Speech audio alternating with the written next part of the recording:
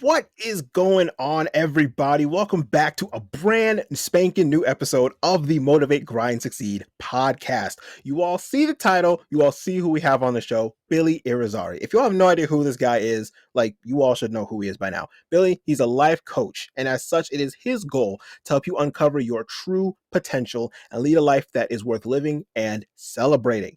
His focus is to help you make radical improvements in your life.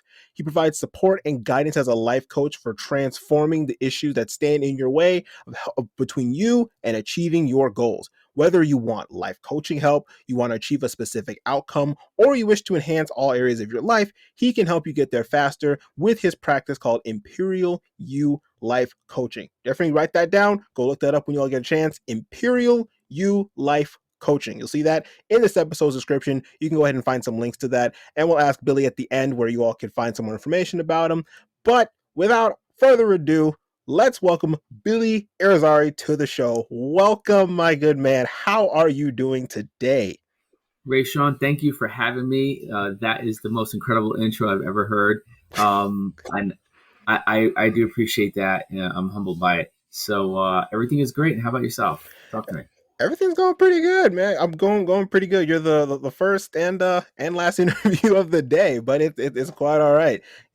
I'm definitely glad that we got you on the show. And for all of y'all who all again don't know Billy, we all actually met at a mastermind with Robert Raymond Riopel. We met there. We had a couple breakout sessions together, and we connected pretty well over that. So we have a little bit of history together. So I just figured it was right with his coaching and his consulting practice here to bring him onto the show, and we can pick his brain a little bit for some of the information that he has, as I'm 100% sure it's going to bring a ton of value to you guys. So, but to answer your question, I'm doing pretty good.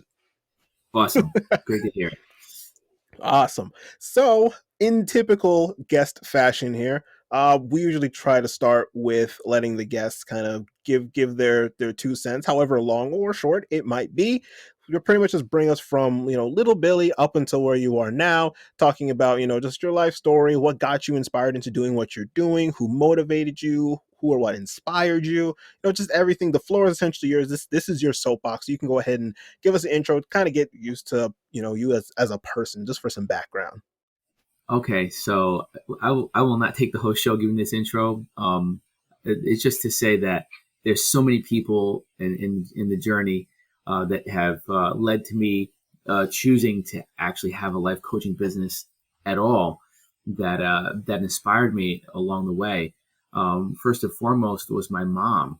Um, I was telling you before about my experience in my 20s, and I went to the University of Houston as a runner with hopes of getting a full scholarship. Went there on a partial scholarship, and things didn't work out. And after a year and a half, I was back in New York, and I was down and out. I went from being a college athlete to going to community college and not knowing what to do next. And I'll beat myself up to the point where I stayed in community college long enough to see my athletic eligibility expire. And I actually knew the semester that it expired because, I was aware of my eligibility. And instead of transferring and continuing to run, I kind of got stuck in this mode. And my mom saw that. She saw me struggling.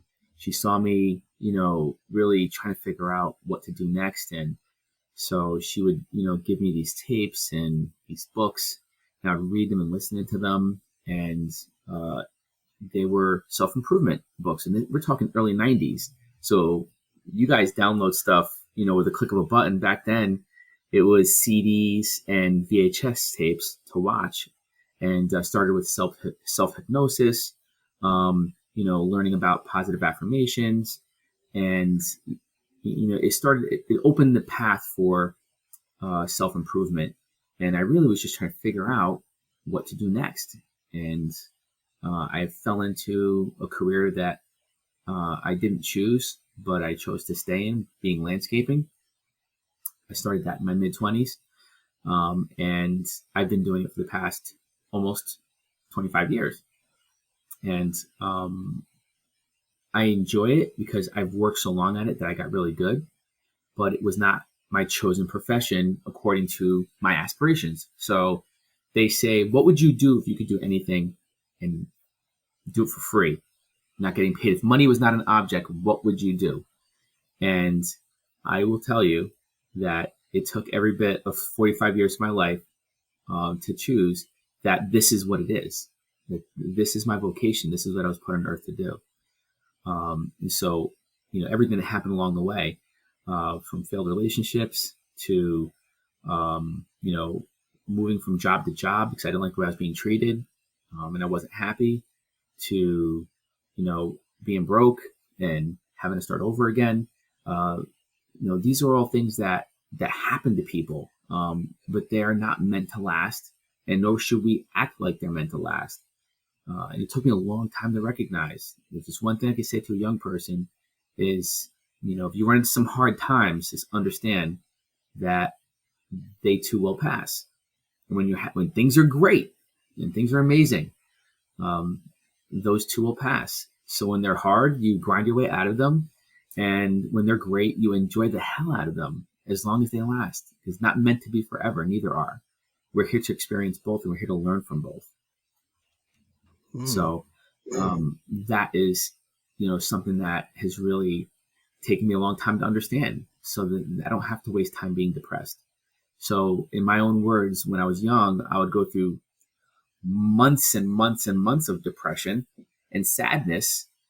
And over the course of time, I was able to reduce it from months and months and months to just a few months, to then just a few weeks, to then just a few days. And, now I feel like at the age of 48, at least I'm able to juggle and manage my highs and lows and not get too attached to either one.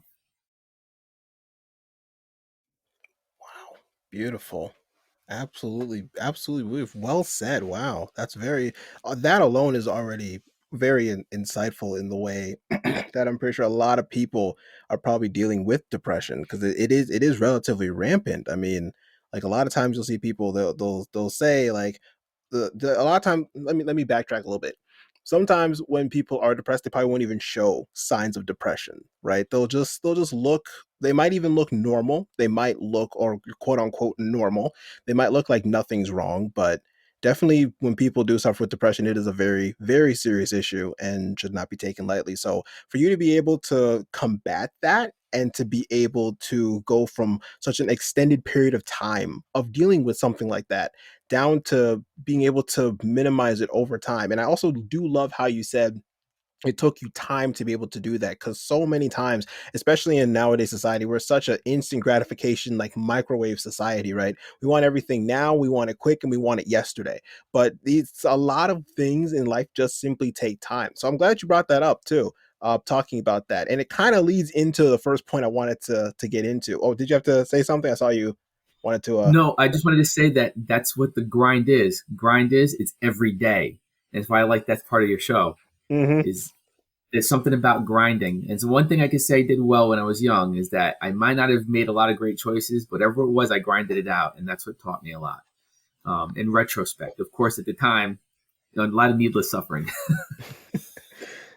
Yes, absolutely, the grind. Yes, I've said it on a couple shows before, so I'll just real quick say it again for people who are tuning in for the first time. That's the thing behind the show. Motivate. It starts off with understanding motivation needs to be intrinsic/internal. It cannot be external. External can help, but primarily needs to be internal. That needs to then turn into a discipline, which is then known as the grind. It's not flashy, it's not flamboyant, it's not pretty, but day in, day out, you gotta do what you gotta do. Yeah. Yeah, you gotta do what you gotta do. And then Oh after yeah. that, you will achieve success, whatever that might be for you, whether it be something in business, whether it be something in fitness, whether it be if you're also doing a podcast like what I'm doing, or you want to climb up the corporate ladder and that's your success. Whatever it is, I can't define it for you. It is what it is that is for you. And eventually, as long as you have that intrinsic motivation, you have that why, that deep why, and then you are able to grind it out day after day, that's when you will achieve success. I think it was, and correct me if I'm wrong, Billy, but I think it was Robert that was explaining the five whys, like asking yourself those five whys of trying to find out why it is that you're doing what you're doing. Yes, I don't remember all the five off the top of my head at this second. So I'd have to revisit that. Maybe that's something to get into in another episode Hmm. um, with the audience, because especially if your audience is a young audience, these are tools um, that if you use them and you learn how to use them at a younger age, then you don't have to get beat up as much. So, anything to shorten the curve so that you can be more productive. And then you can move on to other things. You don't have to sit there learning the same lessons over and over again, or have um, a pattern of behavior that you learn from somebody else and you don't even realize how it's affecting you, or how it makes you come off to other people, and you don't know why you're not getting the results you're getting. And then when we, let's say, peel back the layers, it's something that you didn't even realize was there, and you have to change it. Or maybe and you just, don't know what to do with it. And then you come with somebody like me, we talk about it. We sit down, we dissect it. There's no judgment here. There's only support and love. And at the end of the day, you feel like, hey, you know, that I feel better about myself now, and just see yourself in a different light. You're looking at yourself as like looking through the forest and the trees. And you get people around you and they show you who you really are. Then you can start to really, help. Getting people around you helps you have a better idea looking within. And we can't do it without each other. Absolutely.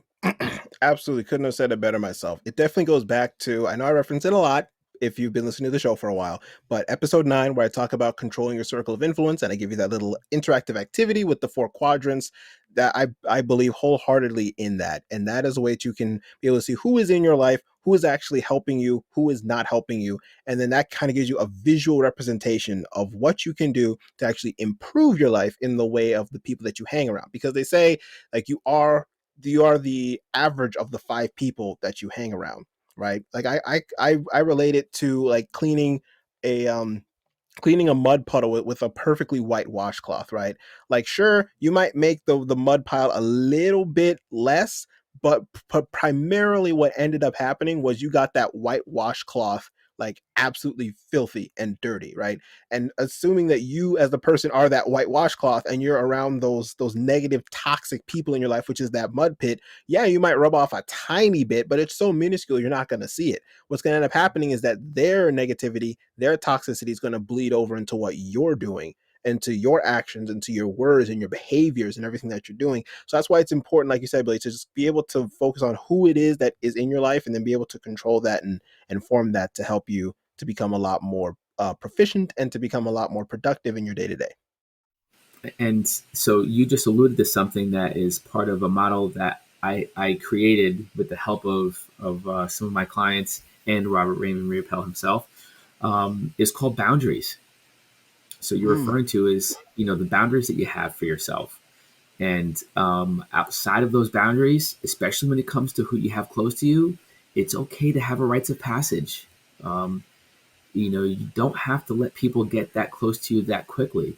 See who they are, see what they're about, see what their motivations are, see how you feel, how they make you feel when you're with them. And you're not obligated to be anybody's friend if you don't want to be, if they don't make you feel good about yourself, if they're not adding to your repertoire of who you are, then you know who those people are. Or maybe there's some people that you've taken doses because they overwhelm you. So you love them and they've been with you since you were a kid, but you can only do so much because if you hang around with them too much, you're going to turn into a nut bag. I'm telling you, I have people in my life I love to death. When I'm with them, I have to do what I do with them, and that's it. I can't bring them home too much. I'll get nothing done. I'll just be just like them. And you just, it's not about judgment to judge. Hmm. Oh, this person. That's not what I'm getting at. I'm getting at is, what are your values? And if somebody's interfering, they may not be doing it on purpose. You may be allowing it to happen. So you just have to create space and be okay with creating space when you have to create space, so that you can get this done, so that you can be this person, so that you can meet this objective that you have to meet for yourself. But if somebody is downright making you feel nasty all the time, and they make you feel depressed because you're their Kleenex tissue. Your shirt is their Kleenex tissue. There's only so much you can do for that person anyway. And so, you know, I'm I'm not into self pity, and I don't believe pity is a productive way of conducting yourself with other people. So, I just defer to people to use their own judgment about that. But to be aware, we have to have boundaries. You Mm-hmm. just have to. This is not a free for all. Your life is not a free for all. If something happens to you, you're the one responsible for how you react to it and what you do to improve the situation you might have gotten yourself into. You can't prevent somebody else from getting into a situation if that's what they're going to do. I'm going to use a poor analogy, but it's kind of fit. I had a friend that said if your friend wants to have sex with a goat, hold up the tail. And Oh my I God. said, I'm just saying that sometimes you cannot get in people's way themselves. You focus on yourself. Don't be focused on everybody else. Like my thing to say would be, because of the way we are, we're so social, and social media has made us so into it. Why are we into our own lives the way we're into everybody else's life? So when I do my model on boundaries, it's not just about the people in your life. It's about media. It's about the news. It's about government. It's about religion and beliefs. They are also influences, and you have to have boundaries of how that impacts your life. Could be for some people it's very oppressive. So we said nothing of those things. Schools, cancel culture. I met a professor recently. I'll be honest with you. There's like three things I did not know. I did not understand cancel culture. I did not understand gaslighting, and catfishing didn't make sense with me until I saw a movie, and then I was like, oh, okay, I get it now.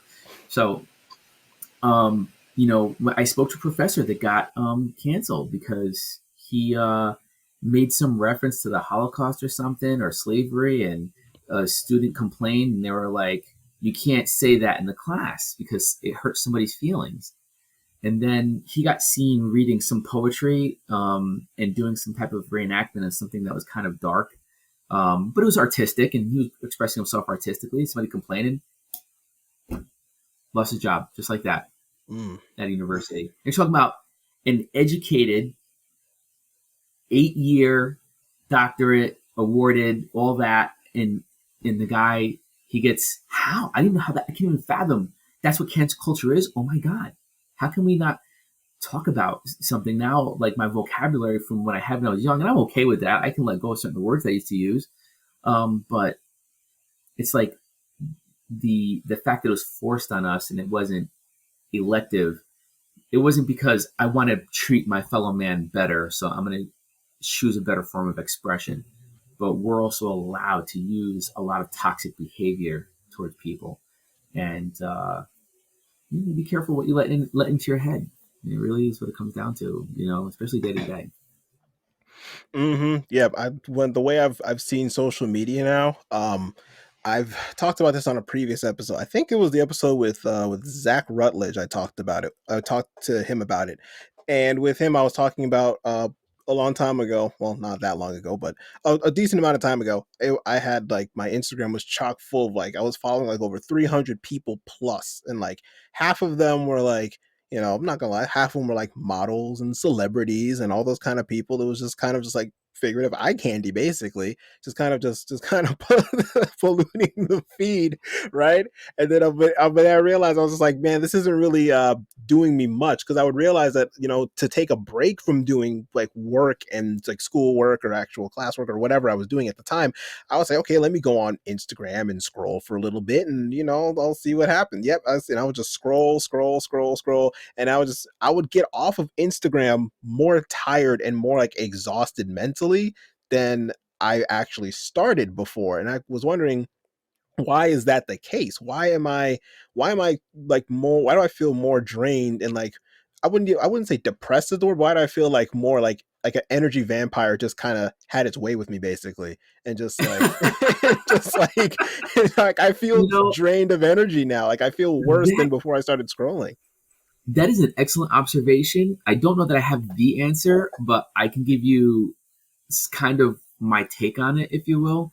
And just so you know, the job that I do in landscaping, I work for a person who's 30 years old. He owns his own company, and I work for him. Okay, so it says a lot about him, and he's a good kid, and I support him a lot. So he introduced me to TikTok. Oh boy, here So we go. Let me now get some I went popcorn. down.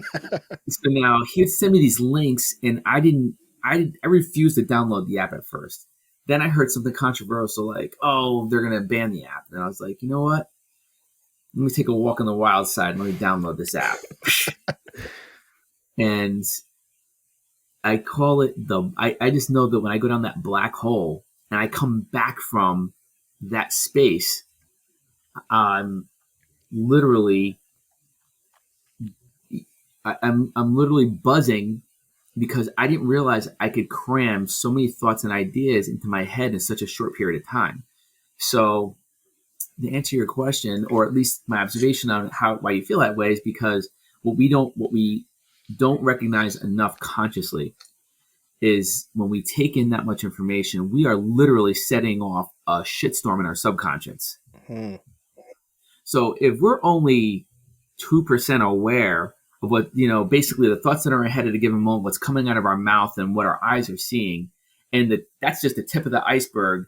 And there's a whole storm of things that are happening, beneath this stuff that's in our awareness, and we were feeding it. And this is actually, I'm glad you brought that up, because this is exactly what I'm talking about when it comes to boundaries. Is not just about people, it's about what we're letting into our minds with unchecked. It's unchecked.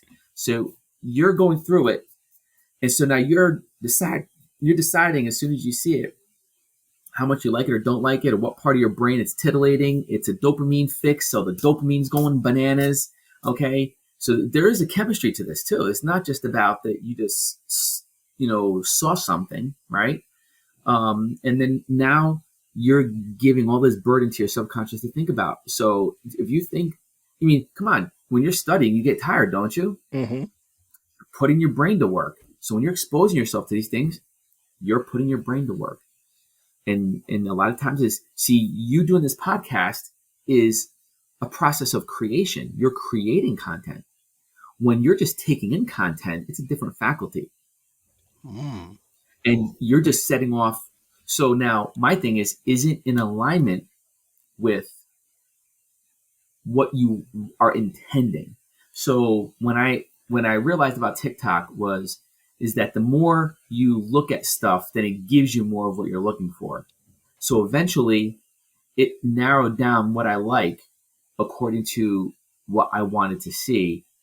And I don't spend time looking at things that I don't want to see or learn. So I want to learn about gardening. I want to learn about motivation, success. I want to learn about some spiritual things. And so, I get a lot of that on my TikTok now. So at the very beginning, it was all this crazy, I've never realized that many beautiful women existed outside of the movie theater, right? Mm-hmm. It wasn't just in movies. These women are everywhere, all over the earth. It's just a very tiny fraction that actually become famous actors and actresses. All these people that work out and wear these bikinis and do all these crazy things. And listen, it's all good. It's there for those that are looking for that. I'm not saying it's good or bad. I'm not particular, it's not what I want to feed myself, but I can assure you, I'm a human. I'm a guy. If I see it and if I take it in, I already know what reaction is going to happen. Am I going to let it get the best of me and get out of control? I'm not going to go downstairs and share it with my wife, am I? I would hope not. I'm not going to DM her and be like, "Yo, you hot," right? I'm not commenting on that thread. If anything, I'm trying to change the channel real quick. Mm-hmm. And I'll be honest with you, what I find with Instagram is that it sneaks a lot of that eye candy in there. Whereas I think TikTok, once I weeded out and I stopped looking at those things in TikTok, it went away and I only see what I like. So Instagram, it's always trying to get you to make those people rich. Yeah, very, very true. Yep, definitely. Because that is the conclusion that I came to as well with the second half of that Instagram story. Like after I found out that I kind of deduced it down to the fact that I'm following a ton of people that really aren't serving me. And when I say serving me, I say that in the terms of like trying to push me to better myself. So I went through, pretty much cleansed my Instagram of like more than half of the people and the just the business accounts and things that I was following. So now, instead of me looking at all the models and everything, I don't have a single model on my Instagram page anymore. And on top of that, now I have three Instagram pages. So I have my personal one, which I don't do hardly anything with, but it does have some motivational content and a lot more fitness content. I have the one for the Motivate Grind Succeed podcast, which you all are wonderfully listening to now, and I also have a third one that is dedicated more towards my fitness goals. So now I have those three where I strictly just either I will consume the fitness and motivational content on my personal, and then the other two I'm just creating content. Right? I'm not taking in all the stuff that's negative or the stuff that's not going to help me or serve me or push me forward in any way, shape, or form. I'm just like, yeah, that's not helping me anymore. If anything, it's just a big time sink. So gone with it, out. You know what? I'm glad you recognize that. Do you want to know when I was your age what the time sync was? It was Pretty like curious. the next big, like when I was in Houston, it was 1992, 1993, and our suite mates were football players, and he had. This is gonna sound so stupid. This even me saying it. He had Super Tecmo Bowl, which was a football game, and we'd be up until 2 or 3 in the morning playing this thing on a school night, like carrying on. And we're athletes. We got to practice the next day. Blah blah blah. Fill in the blank. So, like, it would, and then it got upgraded to, I forget what other video system was out after that, or at the same time, because that was towards the end of Super Nintendo and the beginning of Mm-hmm. other ones. It just so happened that they had it and they had Super Tecmo Bowl and they were football players, so we were, you know, and so yeah, and people got beat up over this stuff, but it was a waste of time. So what I'm trying to say is that they figured out way more sophisticated ways to get in your head. And trust me, I get it. I get it. I'm just saying, you can use discretion. You don't Mm-hmm. have to look at it. You could do it. Listen, if you know, okay, I have to do it because I got to feed that monkey, then feed that monkey for like 5 or 10 minutes and put it down. But again, I'll even defer, and I'm speaking to the choir. I take that 5 or 10 minutes a day, and I add it up over the course of the month, and I add up over the course of the year to how many hours and hours and hours it turns into. That what can I do better with my time to improve myself and be a better service to my family, to myself, to my job, to my practice. So I'm very serious about that. And so that's why I'm here, honestly, is that I would like to reach more people. I want to help more people on a sincere level with the things that we're talking about. And Mm-hmm. these are all things that are within our power. Um, so yeah, no, don't get me wrong. It's fun, but I get it. At some point, the gig is up. Yep. Yeah, I love my video games too. Don't get me wrong. Like on my PC, like I'm like I mean I'm playing what Assassin's Creed Odyssey. I play The Witcher 3. I play Cyberpunk. I play all those fun games and everything, right? And they're fun and everything. But like you said, use discretion. They have their time. If I know like, hey, I have stuff to do for the podcast. I have stuff to do for my job and everything. Like that takes priority, right? Like I while I can stay up until 2 or so in the morning playing video games if I really wanted to, how does that it comes back to the whole thing of how does that really serve me? In the long run, it doesn't, because not only, yeah, sure, I was having fun in the short term, but how does that help me out in the long term? Right? I'm sacrificing sleep. So now I'm in a sleep deficit. I have to wake up early around like 5 or so in the morning to be able to get to work. So now I'm running off of 3 hours of sleep. I have to be in meetings all the time. I have to be working in the lab as well. I have to be doing some podcast work when I get back home. So I'm not gonna be able to get back to bed until earliest like maybe 10:30. So how is that going to affect me for the rest of that day off of 3 hours of sleep? It's not going to work in the long run. And even without me as an example, just generally speaking, whenever you make a decision, like this goes back to what you said a little while back. Every decision that you make, even the ones you make right now, they affect you in the future. No matter what you do, they will affect you. It doesn't matter what it is, what you do, everything affects you.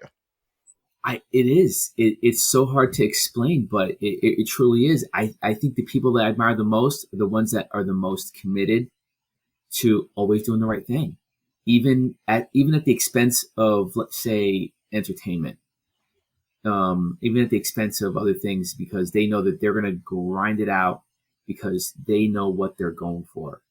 They know what they're doing for, what their objective is, what they're trying to accomplish. And that's a thing. That's a real thing.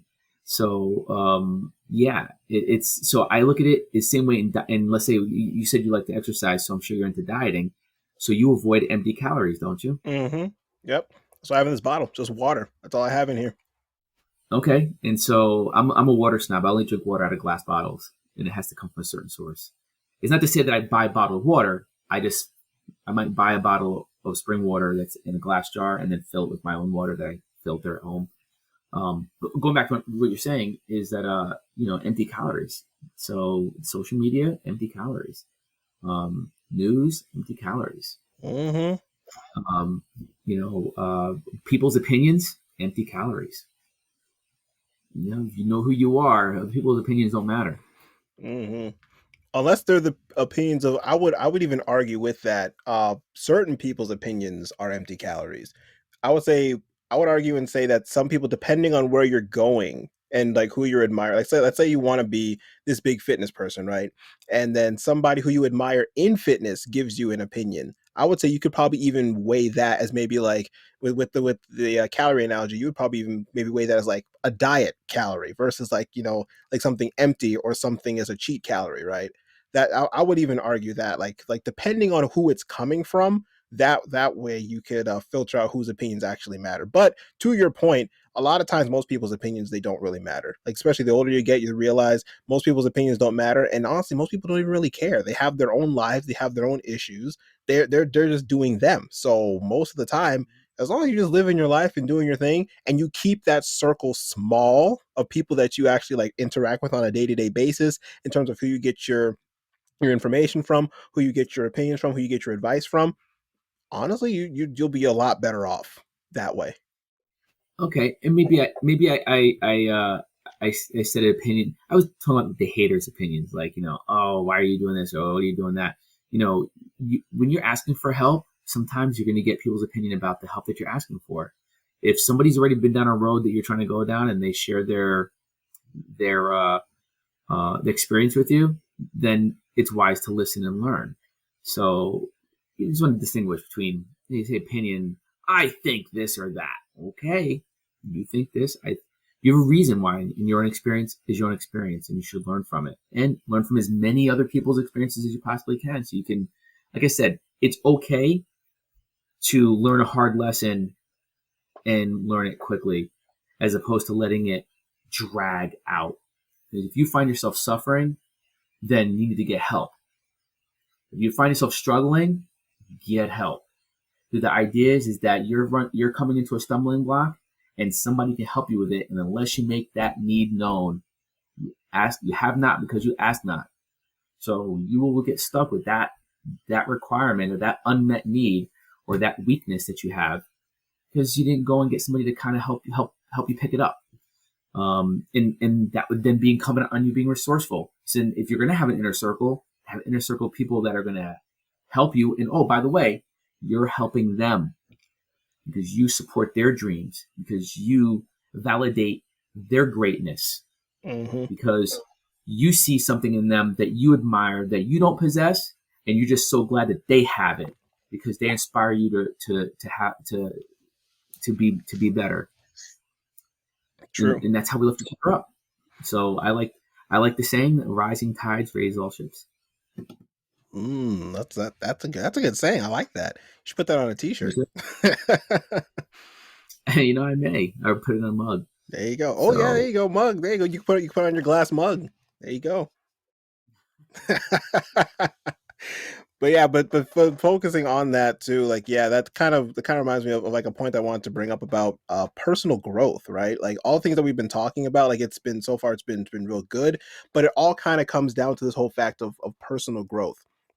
And a point that I definitely want to make with personal growth, with that. Just as like a quick aside about it before I get into like the meat and potatoes of it, is that everything in like the self-help space, or at least most of it, I want to say everything and do too general here, but a lot of things in the self-help, self-development, personal growth kind of space, a lot of it is very actionable, right?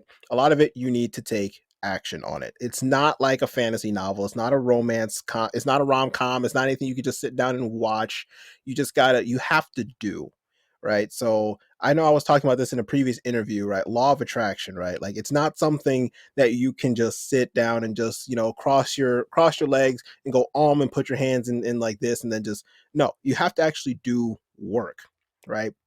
You have to intrinsically want it, right? And so with that kind of aside, just kind of getting that out there, personal growth, this does take work. You're listening to this episode, if you're getting things from this, just know it's not something you can just hear and be like, okay, cool, got it, next day. Like, no, you can't do that. You have to actually put in work on what you're actually listening to. So with that little kind of disclaimer out of the way, we get into what I want to talk about as well with personal growth. And there are a lot of areas that you can grow personally. I know you mentioned before in the episode we were talking about like mental, you're talking about spiritual, emotional. There's also social personal growth too. Like there's so many areas of personal growth. And honestly, we can go into conversation for probably days about each one of these, right? But I definitely want to touch on, since I am catering towards the college students and everyone with this episode. And if you're not a college student, that's perfectly fine. You still can get some information out of this episode too. But I do want to focus on like the mental personal growth, uh, at least for this episode right now, and where we can start with that. So let's just like get started with like mental personal growth. Let's say someone comes to you, right, Billy? Someone comes to you, they want some coaching, and then they're just kind of in that phase of their life, right, where they're just kind of like, okay, I just got out of college, or maybe they're just like got into college. Let's say just got out of college, keep it consistent. They just got out of college, and they just don't know what they want to do, right? They graduated, they probably have a degree in whatever they have a degree in, let's say some kind of liberal arts and sciences or something, and they just have no idea where they want to go with it. Where would you start with somebody like that in terms of like their mental growth, in terms of like, let's say they're just kind of average, but they want to be truly successful like in life? Maybe they want to make a lot of money, maybe they want to be super influential. Where would you start with someone like that, who like just fresh grad and they're just like, I want to do something big in life, I want to be remembered, type of thing? Okay, this is what I will impart upon you.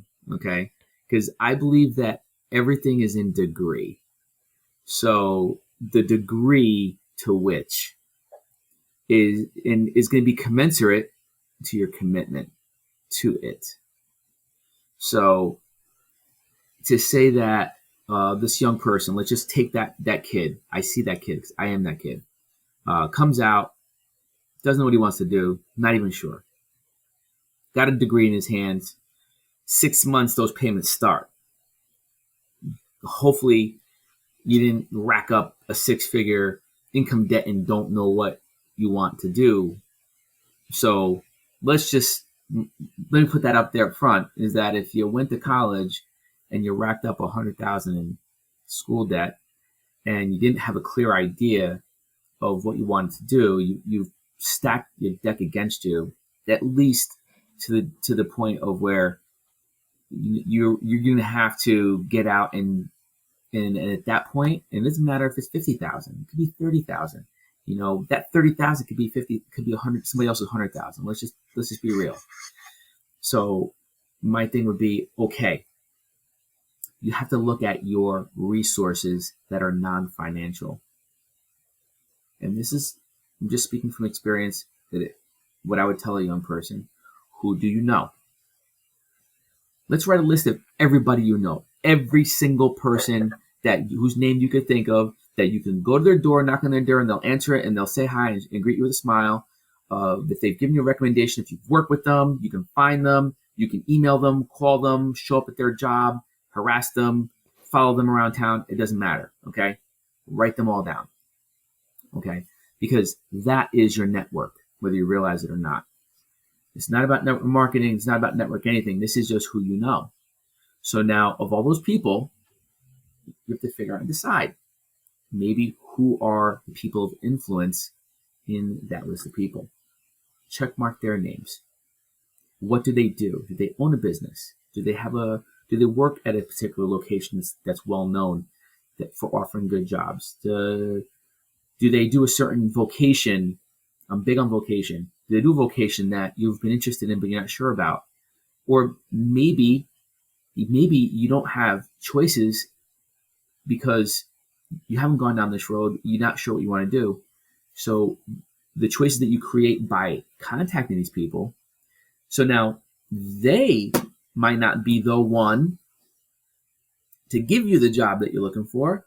They may lead you to the person that leads you to the person that you met, that you followed up with, that you had lunch with, that you repeatedly went there to ask questions and say, I was referred by so-and-so. Here's my resume. I just got out of college. I have a degree. So following through on these things, and then you'd be surprised. And I would not doubt that if a young person did what I'm saying, that they don't find that they actually have several opportunities to pursue and from which to choose from. And so, how I feel about what people do vocationally, and it doesn't matter what profession I'm talking about, is that, you could do something for money, okay? Or you could do something that you want to do it in your heart of hearts.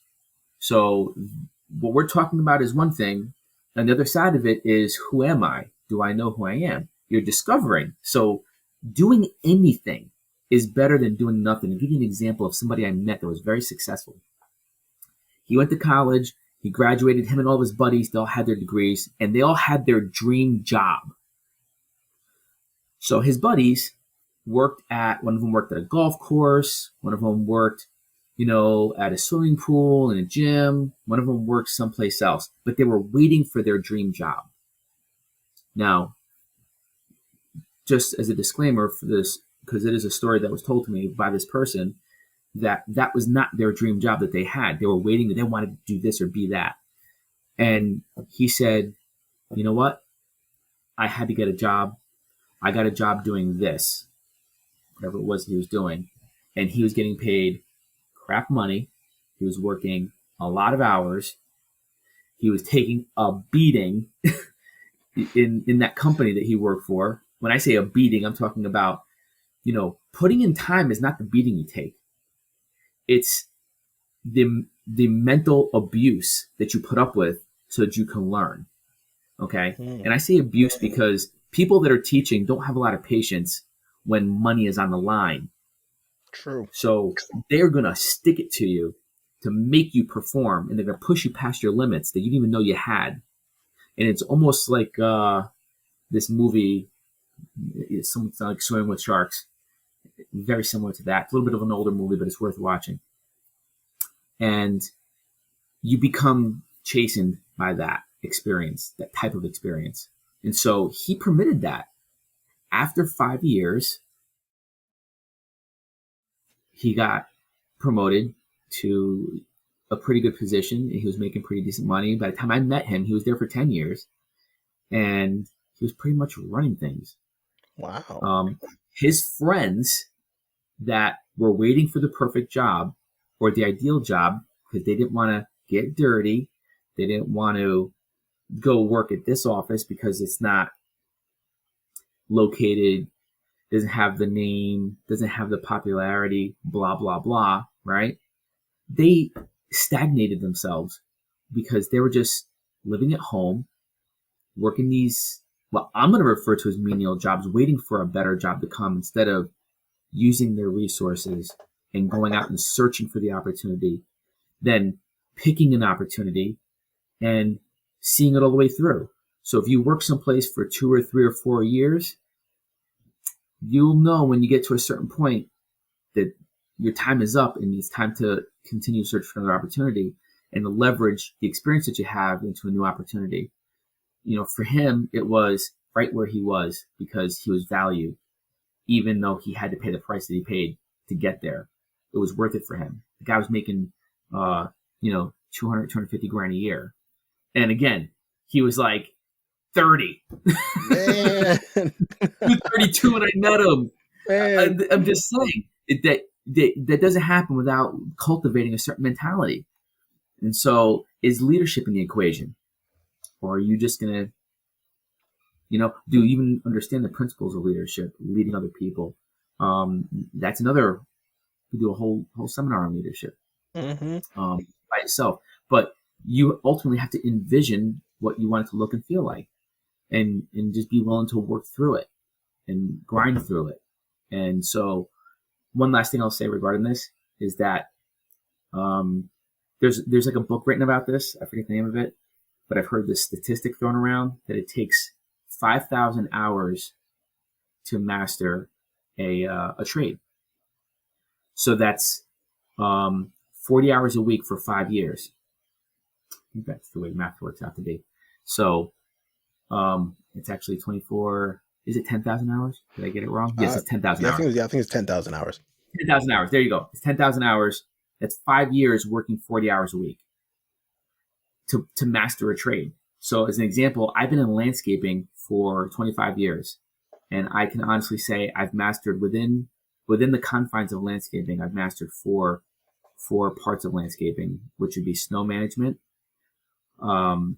turf management, plant and tree installation management, and the fourth component, customer service or account management. So I'm an account manager. I'm a senior account manager, but I do all those things. And I've added recently selling and sales. Not quite mastered it, but I'm getting very close because I've been doing it for the past 3 or 4 years, where I'm focusing on selling and I'm not physically focusing on the management of the other 4 that I just named. So I have a mastery of 5 skills, and that doesn't count other things that I have competency in, even though I don't do those or focus on those things. Been doing it for 25 years, been working 50 hours a week or 60 hours a week for the longest time. So I better be good at something after that much time. Right. So you guys at your young age are at the very beginning of this process. So, I feel like I stumbled into landscaping. I'm very grateful for my journey in landscaping, and it didn't take away from, anything else other than how I mismanaged other parts of my life. So once you become self-aware and you realize that you have weaknesses and you're not judging yourself or beating yourself up for them, then you can start to actually improve those areas. So what I say to people, what I say to my clients, the things that we focus on improve. The assumptions that we make are what hurt us. So the assumptions being things that we ignore or we assume are not a problem.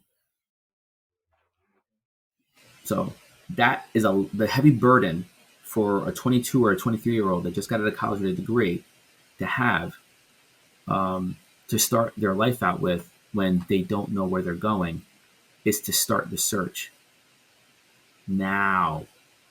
Start contacting people, start going through the processes, start networking, build up your cachet of people that you develop rapport with. People, if you're into money and power, then be around people that are going to show you what money and power are about. If you know that you're this type of person and money and power is not your forte, but you want to focus on a different type of service, then make it your business to be in the service of the people that you want to serve, even if it's volunteer. I love my wife. She's the most amazing person to me. I love her so much, and I appreciate her so much for everything that she represents. And she is such. She's an environmental educator, and she is a master gardener, and she can identify numerous plant species and birds by sight and by sound. So whenever we go hiking or something, she tells me what I'm looking at, and I can take a picture of something and she can tell me what it is. It doesn't matter what I send to her, or she can figure it out within a minute. Very special and gifted that way. But in her profession, she was not very high paid. She learned how to live within her means. And that's the other advice I'd give a young person is we're in a spend culture. And you know what? It's always been that way. since way before you guys were born. It's has been that way for so long that I'm very familiar with the understanding of that spend culture. It's been a long time since the culture was about saving and investing.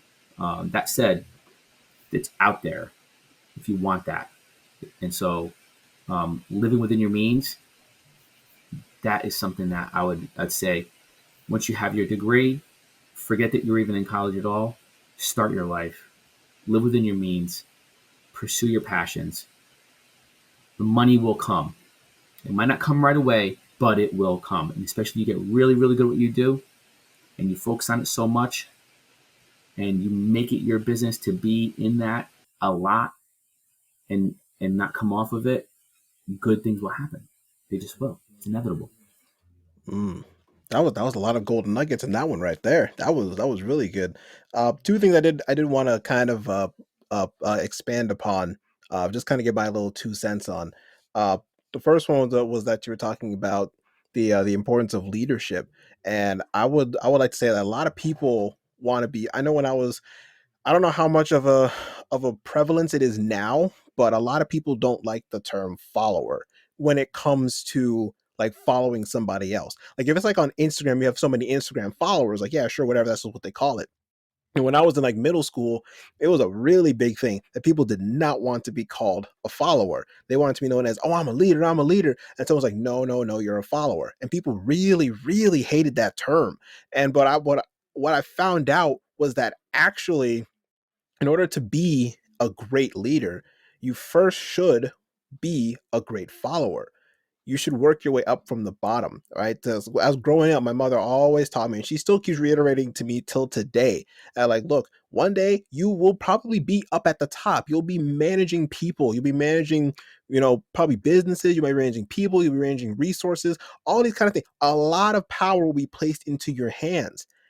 But if you don't start from the bottom and understand how people work, how people think, how like the trench work, so to speak, from where you are at the bottom, you're never going to be able to fully like be the best leader that you possibly can, because you'll only understand, let's say you're just kind of hired into like a leadership position like a project manager or a C-suite type of person. Sure, you might have some ideas of how things work and you might have an idea of how to lead things because you have the repertoire behind you, but but people have a lot more respect, I would argue, when they saw somebody come from like the ground level of working, and then they just kind of work their way up the ranks and eventually now they're leading something because now they've had a hand, they've had a touch, they've had an actual amount of time dealing with the day in, the day out, the struggles, the pros, the cons, the everything about every position that they were in, and they can make a more informed decision based on that. So the point I'm trying to make with that is don't shy away from the term follower, as in order to be a leader, sometimes you do have to first be a good follower. And you can even look at wild wolf packs as an example. The strongest leader is never, ever in the front of the wolf pack. It's always in the back. It's always leading from behind. It's always pushing people forward. That's another thing about leadership, too, that I also want to talk about real quick. About leadership, it's pushing people forward. It's not like, of course, there are going to be times where you're going to have to stand in the front, like in armies and everything. You have to stand in the front and you're going to have to give the orders. You have to be the first person to take the shots. That's going to happen. But at the same time, leadership is also being able to be in the back, being able to push people forward and say, look, I'm seeing where the weak links or the weak links are, and I'm able to help that person or help those people and strengthen them to say, hey, I see that you're weak in XYZ. Here's how I know how we can help you out. Or do you even need assistance with this? It's being able to watch like that. So leadership, while it's big, it's a lot that goes into leadership as well at that I've noticed. And then the second thing is that I did want to agree with you there that the best time to start improving yourself is now. Like so many times people will say, oh, I'll start that tomorrow, I'll start that next week, because I know I was a big person to do that. In college, my favorite go-to phrase was, hey, do tomorrow, do it tomorrow, right? It kind of works. But why would you postpone something that could be done tomorrow when it could be done today, right? I forgot who came up with it, but there was I think it was the 2 minute rule out there that says if there's any task out there that you need to do that takes 2 minutes or less to do it, just do it. go ahead and do it. That kind of goes as well with the little 3 second rule, where if you don't want to do something that's going to be fast, you're just kind of lazy, count 3, 2, 1 in your head. By the time you get to 1, you need to go do it. Otherwise, some kind of consequence that you came up with as well, that's going to take place, right? So let's say you want to wake up at 6:30 in the morning, right? And your alarm clock goes off at 6:30 and you hit the button and you're like, I need to get out of bed, but I don't want to get out of bed. So if you count down from 3, and you tell yourself, okay, if I don't get out of bed by the time I hit 1, I'm going to honestly Venmo my best friend $50. That's going to get you to get out of bed, okay? And especially if you made that deal with your friend the night before, saying, "Hey, I want to be held accountable. I am dead set on getting up at this time. If I do not wake up at this time, I'm going to Venmo you $50." And that's gonna hurt. That's gonna hurt the pocketbook. So I bet you're gonna get up at 6:30 a.m. But see, here's the thing: not many people are going to do that. Now, you don't have to go to the extreme of saying $50 or anything, but what I'm trying to get at is that you're not. A lot of people just don't put those things in. They say they're gonna do something, but they don't actually do it. Right. And this comes back to what we were saying before, and this whole thing of personal growth and self-improvement and self-development. It's all a big doing thing. It's not a one time, it's not a do this one time. It's not a passive listen, it's an active listen. If you read self-help books, it's not uncommon to see people say, "Oh, I've been reading the self-help book that's like 100 or 200 pages for the past 3 or 4 months." Right? It's not uncommon to hear that because this person is probably taking it a couple chapters at a time. This one chapter probably has a good amount of information in it. For example, the book How to Win Friends and Influence People by Dale Carnegie. You can read that book a million times, and every time you read it, you get something different out of it, right? Because or you could just read it once and just be like, okay, I didn't really get much out of it, I'm done. Or like, okay, that was a cool book, it kind of makes sense, logical sense. But until you implement what it is that you read, you're not going to get the full capacity of those books, right? And you don't have to go reading everything, right? When I first started on my self-development journey, I know for sure I was just reading books left, right, and center. Like there were so many books. I don't even remember half the titles of the books I read. I just saw it was by somebody who was in the self-development space. So I said, okay, book, yes, read. Got it. Awesome. Next one. And I would be plowing through 2, 3, 4 books a month. But I can't even tell you half the stuff that I remember from that book because I was just in that zone of like, I need to get information, need to get information, need to get information. And I think it was around when I got to the book Success Left a Clue. I know you know that book. Success Left a Clue. And then I got to that book, and even though it wasn't the longest book, it took me some time to get through it because as I was going through it, it was very actionable, and I definitely went through it really slow, and I did all the actionable tips in it. And I found myself, it took me a while to get through this because all the activities that were in there, I did them. Other like supplementary activities that I remember vaguely from reading other books, I did those in combination. And I found that a lot of times the books have a lot of information in them, and sometimes you can only just take one piece. Just take one piece of information, and you can have that be your guiding, your North Star for a day, a week, a month, and it's constant growth, right? Constant growth. So I just wanted to touch on those things that you brought up. So good points. I was going to try that one until you said there's a consequence of $50 at the end of it because I'm a snoozer. No, I That always said $50. I ain't paying my buddy $50 to wake me up. Shoot. But I will say this, that you're spot on, is that you can read a book and get nothing out of it, or you can read one chapter and it can change your life, or it can give you that improvement in an area that you might have needed it the most. And you can never pick up the book again, but you'll always have a love for that book because it taught you something that really worked for you and helped you.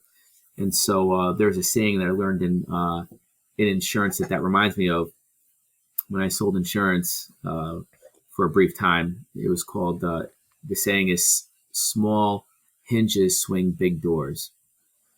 So which is just to say that, you don't need to make monumental changes.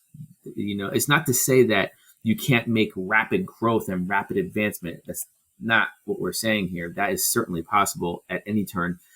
There's a possibility anything can happen at any turn. You could just by random meet somebody and it turns out that they just like you, and that's all that needs to happen half the time. When you're a young person, you meet somebody that likes you. They like the way you do something, they like the way you talk, they like the way you look, they like the way you dress, you look like their grandkid or something, and they want to hire you.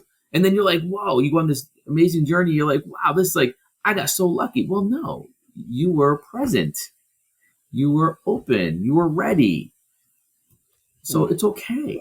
And listen, are we going to say that that person is lucky because it happened to them? It happened to you too. Are you opening your mind to those possibilities?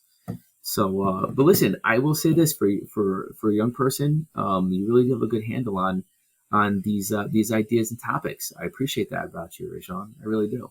I appreciate it. Um, Thank you very much for I was that. not as You're welcome. I wasn't then, and I'm not as polished as you. Oh, I wouldn't say that. I wouldn't say that. Your delivery is spot on. You really do. For the listeners of Ray Sean's show, if you tune in regularly, if this is what he's giving you guys lots of juice. I will tell you that. He's giving you juice, and this is all stuff that especially in this world, you need somebody like him in your corner that when you turn on their show, they're about giving you something you can run with, or a different angle, or a different take, or a different guest that's going to come in and say something, because something that we've said or something that somebody else says on a different day in his show is gonna resonate with you, or it's going to be that little edge you might have needed to make a breakthrough in your life. I appreciate it. Thank you very much. I'm out here trying because, like I said before earlier in the show, also another reason why I started the show, because I was getting a lot of information thrown at me by a lot of different sources, right? It could have been videos, it could have been other mentors, it could have been self-help books, it could have been self-help videos, a whole nine yards, and everything that could have been done, right? Kept having a ton of things getting thrown at me, and I realized this is all great advice. This is all helping me out with my life.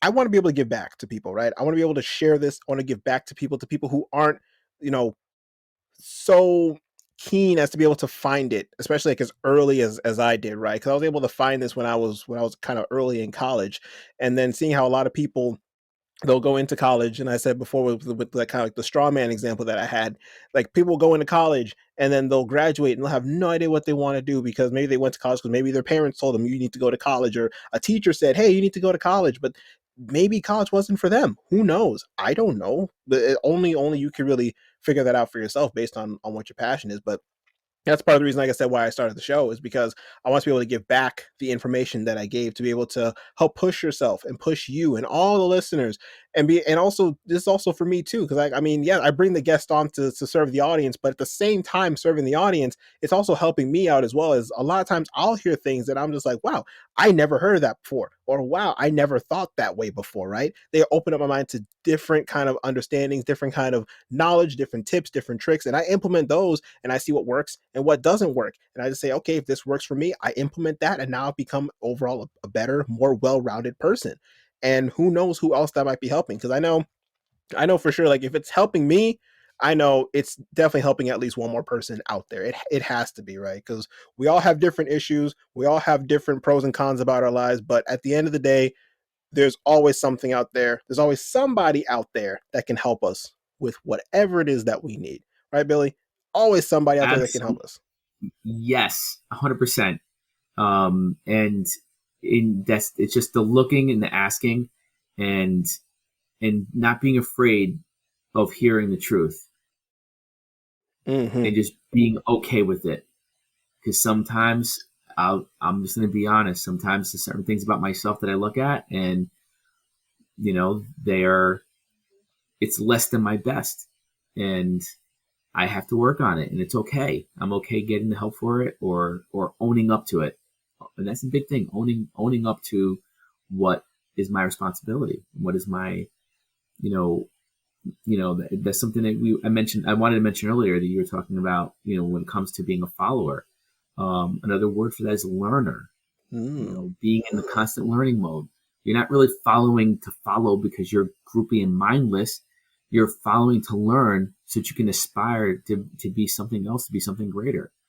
And so, if you're in the constant learning mode and you're okay with that, you have strengths. Something that I want to point out: we don't all check off all the boxes. We are not going to be the best at everything. Mm-mm. Find what you're great at and work on that. I've heard conflicting but various philosophies and approaches about strengths and weaknesses. To say that, I'll use sports as an analogy. Some athletes are just superior athletes. And you have some athletes that grind and grind just to make it to the bench. Um, you know, but that does not mean that they're not amazing at something else. You know, most athletes don't even make it to the professional ranks, less than 1%. But yet, look how many people follow those sports with the same dream and aspiration of making it big.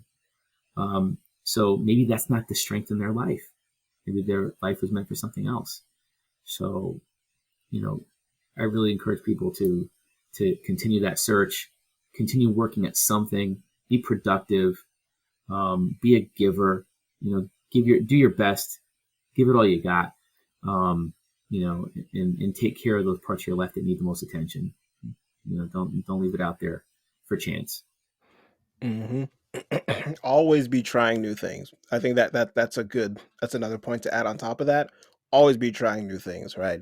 Even if you fail at it, at least you learned something, right? Because I've used the example before in the past that I used to run a YouTube channel, and a lot of things I learned from running that YouTube channel. Like, number one, video editing is not easy. It takes a lot of time, a lot of effort, and it's a big time. It's a huge time sink if you don't have a very powerful laptop. Number one. Number two, it's not easy to break out on YouTube either. So all the people who want to be YouTube stars, it's gonna take some time. I was doing it for about a year and I only got up to around 100 subscribers, and that was because, I'm not gonna lie, I did the thing that everyone says don't do, the sub for sub. I was on those live streams. I was saying, hey, would you guys sub to me and I'll subscribe to you? I made those mistakes and I found out that, hey, that's not the way that it works. And on top of all that, I even found that on top of all that, that hey, it YouTube's just, hey guys, sorry about that real like abrupt ending right there. Billy, as I said already before, he is a life coach, but he's also a family man, and family responsibilities, they definitely come first. But because we're having such a great conversation and we ended off with me talking about YouTube, that is where we're going to pick it up next time he comes on the show. So definitely be on the lookout for part 2. He will be for sure coming back on the show. He is an absolute wealth of knowledge, and I guarantee you are going to get absolute value out of part 2. So if you absolutely loved it, please stay in tune for part 2. It's going to be dropping real soon. Keep your eyes out. Remember, new episodes every single Monday. Keep your eyes out. Keep your eyes peeled. And in the words of, what is it? I forgot the title of the guy. But for all my gamers out there, y'all know what it is. Stay frosty. But I'll see you all next week.